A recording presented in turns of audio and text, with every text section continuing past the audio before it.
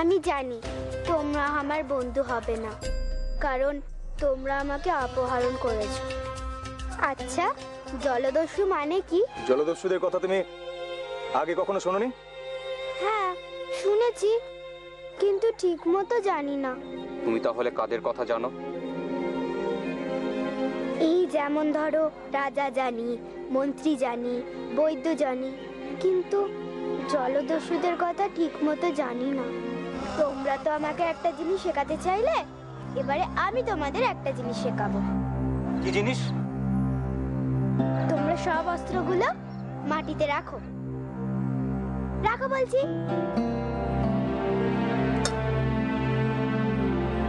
এবার এইভাবে তোমরাও দাঁড়াও।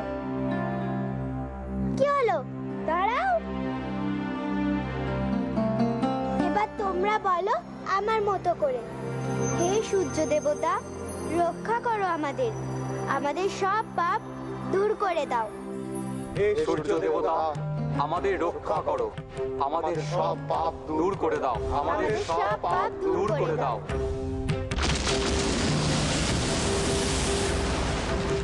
মহারাজ, আপনাকে কৃতজ্ঞতা জানানোর আমার কোনো ভাষা নেই। কি বলছেন আপনি? আপনি আচার্যদেবকে রাজপ্রাসাদে এনে ওর জীবন রক্ষা করেছেন। ছি ছি, এ কি বলছেন বসুন্ধরা দেবী? আচার্যদেব হলেন সিংহলের শক্তি, সিংহলের গর্ব। আমরা যে ওনাকে রক্ষা করতে পেরেছি তাতে আমরা গর্বিত। আর তাছাড়া কি আমাদের কর্তব্য নয়? আমরা সকলেই প্রার্থনা তো করেই চলেছি, কিন্তু কোনো শুভ লক্ষণ তো চোখে পড়ছে না। অবস্থার কি কোনো উন্নতি হয়নি? না, আগ্নেয়গিরি থেকে লাভা বেরিয়েই চলেছে, থামার কোনো লক্ষণ নেই। দেবী বসুন্ধরা, আমি কি একবার আচার্যদেবের সঙ্গে কথা বলতে পারি? আসলে উনি যজ্ঞ করছেন তো, তাই।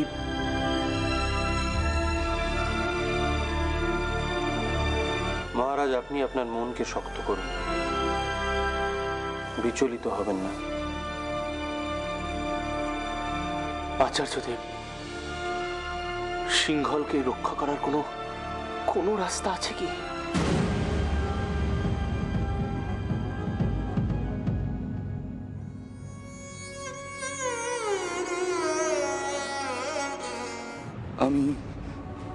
আমি নিজেকে ক্ষমা করতে পারবো না। আমার জন্যই সবকিছু হয়েছে। আমি যা করেছি তা ক্ষমাহীন অপরাধ।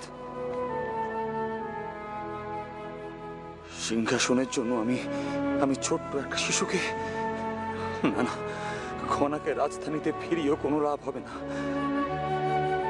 কারণ যা হওয়ার তো হয়ে গেছে। আমার জন্য ধ্বংস হয়ে গেছে সবকিছু। কোনো কিছুই আর নেই। যে সিংহল আমার প্রাণ, সেই সিংহলই ধ্বংস হয়েছে আমার জন্য। তাহলে আমার এই লোভ, রাজনীতি, এসবের কি অর্থ? এই সময় তুমি শিথিল হয়ে পড়লে চলবে না ত্রিজটা। দেখো, আচার্যদেব প্রাসাদে এসেছেন। উনি এই প্রাসাদে যজ্ঞ করছেন। মহান আমার অনুপস্থিতিতে উপতিষ্যের জনপ্রিয়তা কতটা বেড়ে যাবে তুমি বুঝতে পারছো? সে তো ঠিকই, উপতিষ্যর জনপ্রিয়তা তো কিছুটা বাড়বেই। কি বলছো কি তুমি ত্রিজটা? এখনো পর্যন্ত সমস্ত কিছু আমাদের পক্ষে গেছে, এবারই তো আমাদের সুফলটাকে ছিনিয়ে নেবার সময়। আর এই সময় তুমি